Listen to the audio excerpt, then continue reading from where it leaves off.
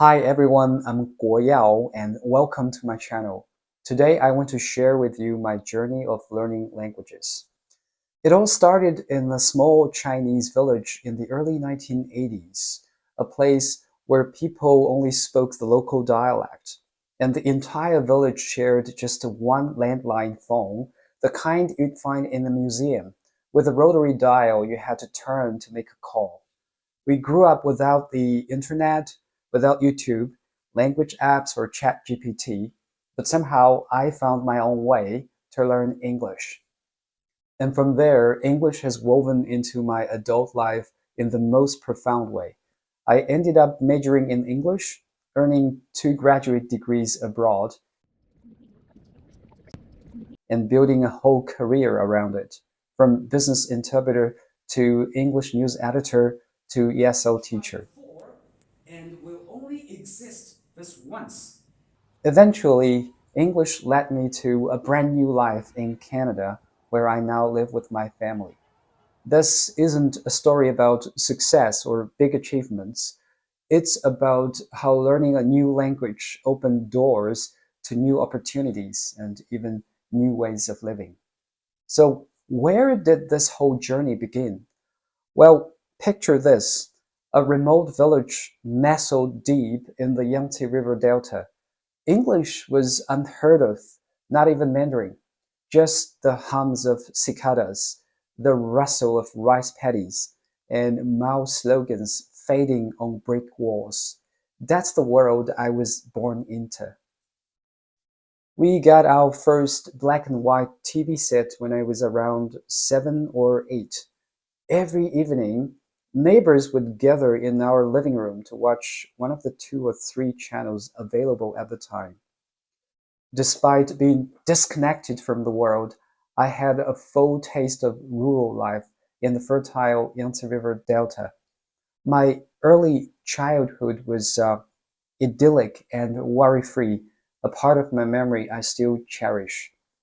Maybe I'll talk more about it in another video. At around 10, we left the village behind and moved to the city. My dad had taken on a new job. As a new kid in town, I had to overcome my very first language barrier, learning how to speak standard Mandarin. You see, regional Chinese dialects can be vastly different from standard Chinese.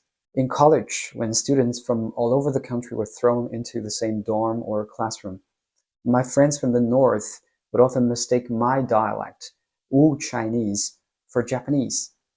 That gives you a sense of just how wide the linguistic gap can be between dialects in China. Even within the Wu Chinese family, kids like me from the countryside often spoke with a strong rural accent, something that easily became the butt of jokes among city kids.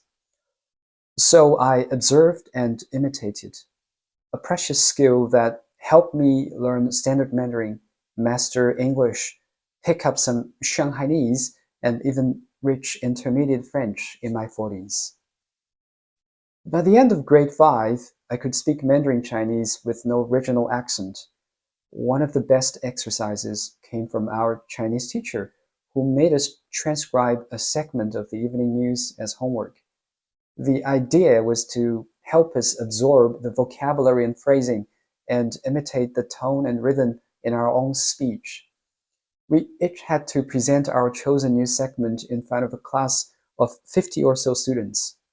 In hindsight, it was a brilliant way to sharpen our oral skills and boost our confidence, especially for kids like me who had only just crossed the dialect barrier.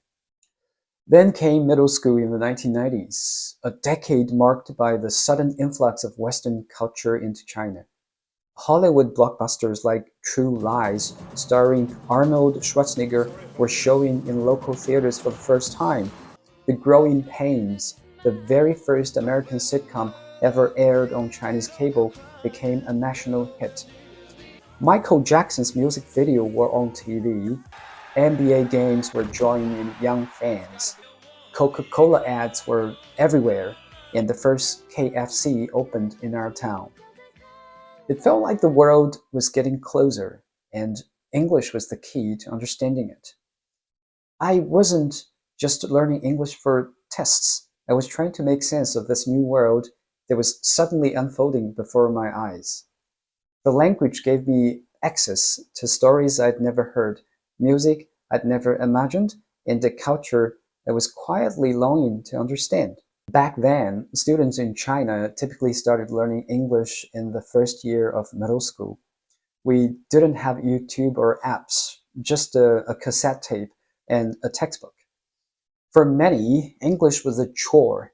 They had to memorize vocabulary using Chinese phonetic spelling, which felt mechanical and boring. But to me, it was a game of listening, repeating, and mimicking. I'd sit by the cassette player for hours, rewinding the same track again and again.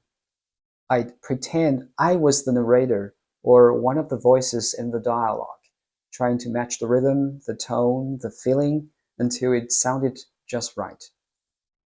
Through this constant mimicking, shadowing, and understanding English in context, I developed a natural feel for the language. Phrasing and basic grammar rules just clicked. I didn't have to memorize them, they just made sense. It became a kind of ritual for me, especially before every midterm or final exam. I'd press play, rewind, shadow the lines again and again. It worked like a charm every single time. I'd consistently score over 95 out of 100, and honestly, it felt like a breeze. English quickly became my strongest subject in high school, so when it was time to pick a college major, the choice was obvious. I enrolled in an undergraduate program that blended linguistics, English literature, translation, and even a bit of international business. And to top it off, they threw in a second foreign language, French. To be honest, I wasn't exactly a model student. I was way more into Western music and movies than anything in the textbooks. Most of my allowance went straight to pirated CDs and DVDs from night markets around campus. And as for French, let's just say after an entire term, I could barely count to 10. On weekends, I'd often go to the English corners by the West Lake in Hangzhou, where international tourists gathered to swap travel stories. Oh, by the way, Hangzhou is a city rich in history and famous for its breathtaking scenery. People in China call it paradise on earth, and even Marco Polo once described it as the finest and most splendid city in the world. Confident in my spoken English, I'd jump at every chance to practice my fluency and learn more about the world beyond China. Looking back, those chatty afternoons by the lake turned out to be some of the most rewarding recreational activities of my college days. But just when I was riding high on my confidence in English, literature showed up and humbled me. We were assigned ancient classics like Beowulf and the Canterbury Tales, and honestly, compared to English movies and rock and roll music, I found them painfully boring. Our professor was tough but good, the kind who really knew her stuff. Still, I completely wasted that learning opportunity. It wasn't until much later that I discovered what really spoke to me: contemporary novels like The Catcher in the Rye and Out of Africa. Back then, we had this American teacher, a Princeton grad, and one day I asked her what she thought of Out of Africa. She said something like, "Wow, that's a very deep book with some real philosophy in it." I liked that line instantly. So I picked up the book and nearly drowned in the sea of literary vocabulary I'd never seen in everyday English. I had to look up words in the dictionary a dozen times per page, but still I loved it. For the first time, I found myself genuinely appreciating English literature. That said, I wouldn't recommend starting with something this difficult if you are an ESL learner. Reading a novel way above your level feels like trying to brute force your way through a piece of code. You might crack it eventually, but it kills the joy.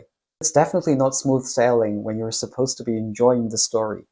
In my third year of college, I started hearing that some of the senior students were going abroad for postgraduate studies to the UK, Australia, even the US. That idea lit a spark in me. I thought, why not me? I'd always dreamed of exploring the English-speaking world, not just through books, movies, or classroom exercises, but in real life, to see it, to feel it, and live it for real. So I started making plans to apply for graduate school in the UK. I began prepping for the IELTS and gathering all the documents I'd need. I returned to an old trick I used back in fifth grade, transcribing the news word for word. Only this time, it wasn't Chinese evening news, it was the BBC.